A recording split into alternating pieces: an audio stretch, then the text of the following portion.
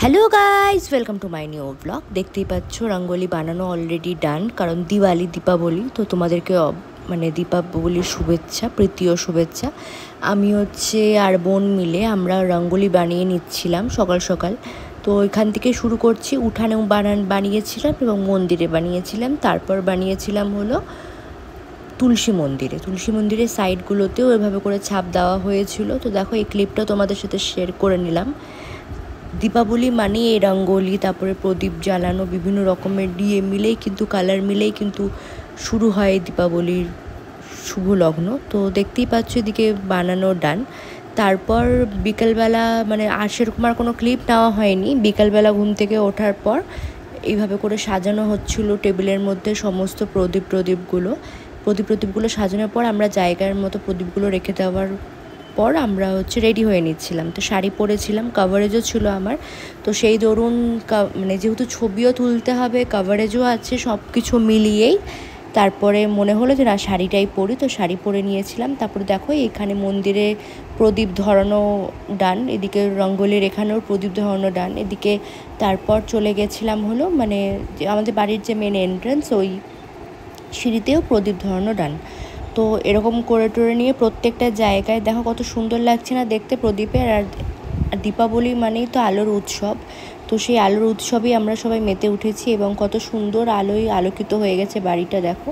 তো আমার তো খুবই ভালো লাগছিল। এদিকে লাইটিং জ্বলছে, এদিকে প্রত্যেকটা জায়গায় প্রদীপের আলোয় আলোকিত হচ্ছে। তো খুব সুন্দর লাগছিলো। এবার ভাই সেরকম ফটকা ফাটায়নি, মানে ফটকা কেনেনি।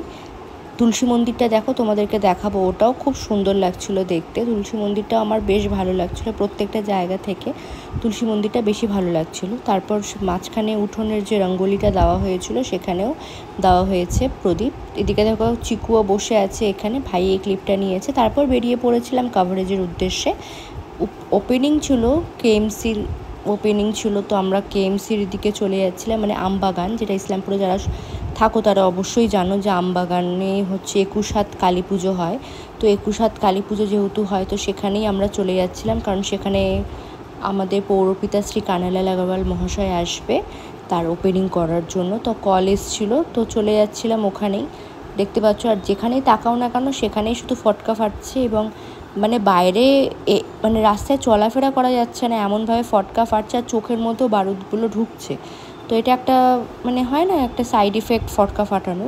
তারপর ওখান থেকে বেরোনোর আগে ভাবলাম যে ক্লিপটা নিয়ে নিই। এখানে একটা মনেস্ট্রি টাইপের করেছে এবার, বুদ্ধ মনেস্ট্রি। আর এবং যেহেতু তোমরা আগেই দেখে নিয়েছো যে 21 কালীটা কেমন হয়েছে আমার আগের ব্লগে, তো এবার লাইটিং দিয়ে বেশ আলাদা রকমেরই লাগছিলো, আলাদা ভাইবই দিচ্ছিলো। সামনে ছোট প্রতিমা রয়েছে, যেখানে আসল পুজো হবে। মডেল প্রতিমা তো পেছনে রয়েছে, সামনে ছোট প্রতিমা রয়েছে। তারপর ওখান থেকে বেরিয়ে যাওয়ার পর, মানে যখন উদ্বোধন হয়নি, উদ্বোধন করার পর বেরিয়ে যাওয়ার সময় দেখলাম যে আকাশে স্কাই শটগুলো ফাটছিলো, তো ওটারও ক্লিপ নিয়ে নিয়েছিলাম। ওখান থেকে চলে এসেছিলাম চৌরঙ্গি মোড়েও কাভারেজ ছিল। তো দেখো, চৌরঙ্গি মোড়ে শ্মশানকালীর পুজো হয়। তারপর ওখান থেকে চলে গেছিলাম টিপু মায়ের কাছে, যে চৌরঙ্গি মোড়ের পেছন দিকেই শীতলা মন্দিরের পাশে যে টিপু মায়ের কালী পুজোটা হয়, সেটা একটা আলাদা রকমেরই জাগ্রত বিষয়। তো সেখানে মা প্রত্যেক বছরই ডালা দেয়, তো এই বছরও ডালা দিয়েছিল। তো ওখানে মা, ভাই, বোন আমরা সবাই চলে গেছিলাম। এই দেখো টিপু মায়ের ইয়ে। তো আজকের জন্য ব্লগ এখানে ভালো থেকো, সুস্থ থেকো। নেক্সট ব্লগে দেখা হচ্ছে, টাটা।